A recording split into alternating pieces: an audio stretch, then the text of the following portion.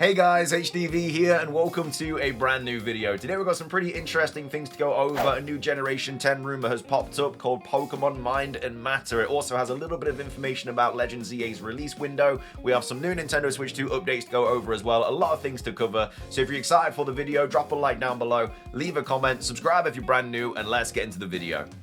So, starting things off, let's quickly go over some Nintendo Switch 2 updates. Nintendo Soup here tweeting out, saying Nintendo Switch 2 user select screen now uses round icons. A lot of this information is taken from the Nintendo app because they are slowly kind of like drip feeding us small bits of information regarding the Nintendo Switch 2, and this is just one of those as well. But either way, this is a change from the Nintendo Switch 1 to the Nintendo Switch 2.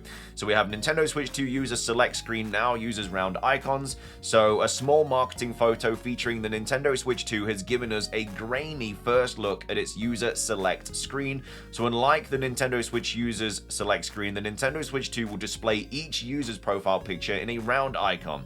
So for comparison, the user select screen on Nintendo Switch features square icons. So this is what it looks like on your Nintendo Switch 1, and this is what it's going to look like on the Nintendo Switch 2. So obviously it's going to have multiple icons here when you've got multiple accounts, and it's just going to be circular instead of square. Not a crazy update, obviously, I completely am aware of that, but again, it's just something new for the Nintendo Switch 2.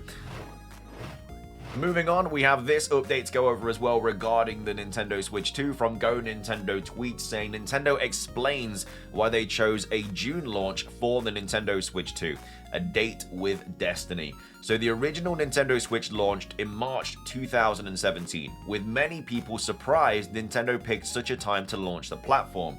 There was speculation Nintendo got the system out the door in March simply because they needed to move on from the Wii U as quickly as possible, but whatever that reason is, it clearly worked for Nintendo. Now, 8+ years later, Nintendo is choosing yet another odd time to launch their next-gen hardware. The Nintendo Switch 2 is set to arrive on June the 5th, 2025, a date that has many once again scratching their heads.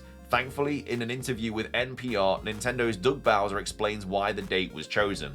So we like to think that the year is a year and that there are no specific time frames when you should or must launch video games. And so, as we looked at the games that we had prepared and ready to launch with the hardware, we thought that June was a very good timing. It's the start of summer season, and obviously with the Nintendo Switch 2, you have a device that you can both play at home and play at home.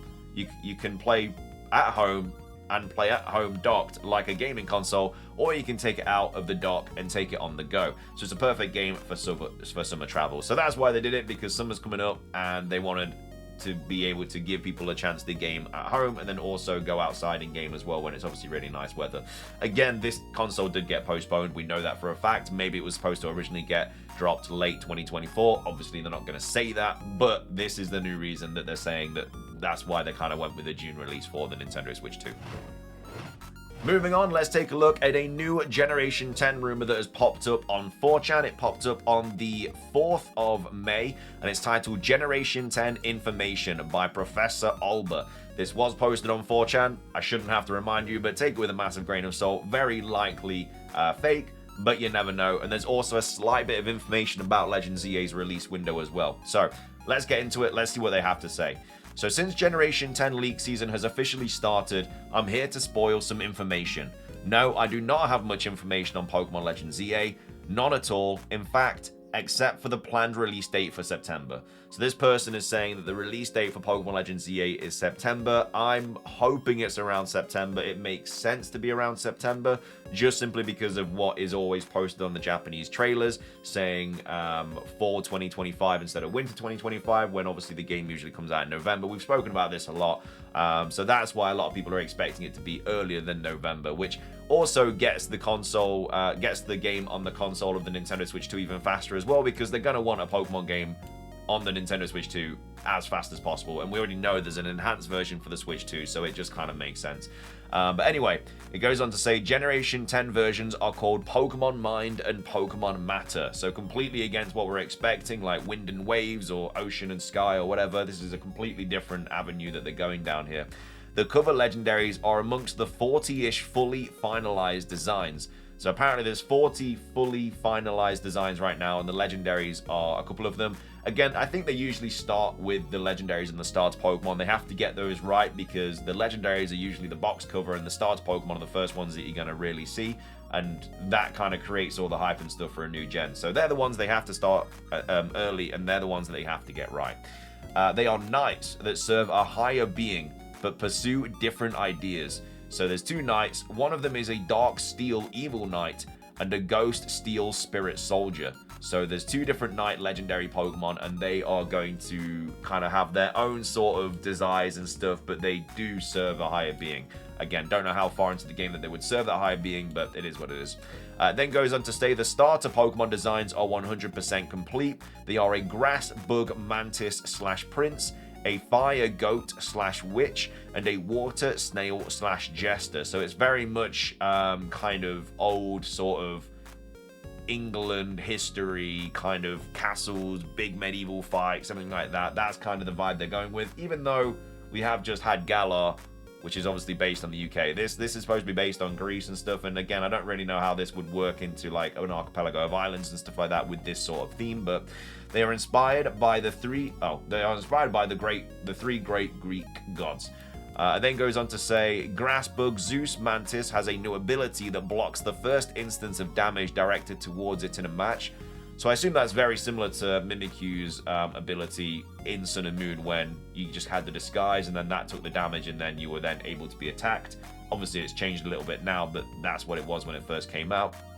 And it says, a Fire Dark Goat, which is based on HDvee, has an ability that grants a damage boost to Ghost-type moves. I mean, that's very, very similar to kind of Overgrow and Blaze and stuff like that, but this time it's getting a boost to Ghost-type moves, so not really great because it's obviously going to get Blaze as its normal ability and then a move that boosts its Ghost-type moves as its hidden ability, but I assume that wouldn't be when you're like low on health. Hopefully that would just be whenever you want to use it. I also don't really know why it'd get a boost to Ghost-type moves because it's a Fire Dark type, so surely it'd be getting a boost to Dark-type memoves. I guess that his Ghost-type moves would just become Stab, but anyway, it then goes on to say Water Dragon Poseidon Snail has a Shell Armor clone as an ability. Really weird final typings being Bug Dark Dragon. It's very unlikely that they're ever going to give a Dragon type to a starter Pokemon that isn't Mega Evolved. Obviously, Charizard can Mega Evolve, Sceptile can Mega Evolve and become Dragon type, but I just don't think they're going to give Dragon to a base starter Pokemon. It just seems a little bit too OP. Then goes on to say new regional forms of Stonjourner becomes a Rock Fairy single white pillar. We have a new regional form for Rabska, which becomes bug fighting and pushes a ball of dung. And also a new form for Shelder becomes some sort of water fairy pancake. And then regional fakes for the Swirlix line. It becomes a normal marshmallow bunny that turns into a normal fire s'more. We have Scavillion line, which becomes a grass electric bell pepper. And then we also have Mudbray, which becomes a rocking horse that evolves into the Trojan horse, both steel fighting. So a lot of Generation 9 representation here, which I don't really know if I'd want that. We've just had multiple years of Gen 9 of these Pokemon. We kind of want other Pokemon, give me Johto Pokemon, give me Unova Pokemon getting these sort of forms and stuff. We don't really need them for Generation 9. And it says new Pokemon include a Poison Manticore / Kitten that becomes Poison Dragon, an Early Root Normal Water Capybara, and an Electric Dragon Panther / Shark Hybrid. I mean, it sounds pretty cool. I can't see it happening, but it does sound pretty cool. The legendary Quartet are based on minor gods. So we have a Ghost Thanatos, a Ghost / Fire Hecate, or Hecate, Ghost / Dark Nyx, and also a Ghost / Psychic Hypnos. And then it says leaked information about the new gimmick forms are partially correct. Some new finalized forms include a Lighthouse Volbeat, a Tiki Shiftry, and a Gigachad Nidoking / Ozempic Nidoqueen. So again, this is where it starts kind of falling off a little bit. And then it says games will be teased at Pokemon Day 2026, shock there, alongside a new Pokemon Ranger and a new Pokemon Mystery Dungeon remake as well. Again, Ranger works perfectly on the Switch 2 with the mouse feature. I can definitely see that getting something in the future, whether it's going to be a brand new Ranger game or it's just going to be sort of a port. I can definitely see us getting something regarding that. And then a new Mystery Dungeon game would also be very, very cool. But yeah, of course this Pokemon game is going to get teased on Pokemon Day 2026. It's the Generation 10 30th anniversary party, so it's going to be great. But I don't know, it's hard to believe this rumor. I'm going to call it fake just because it sounds fake. But let me know your thoughts on it. Do you think this rumor is real or not? And also, would you like it to be real or not? Let me know your thoughts on it in the comments down below.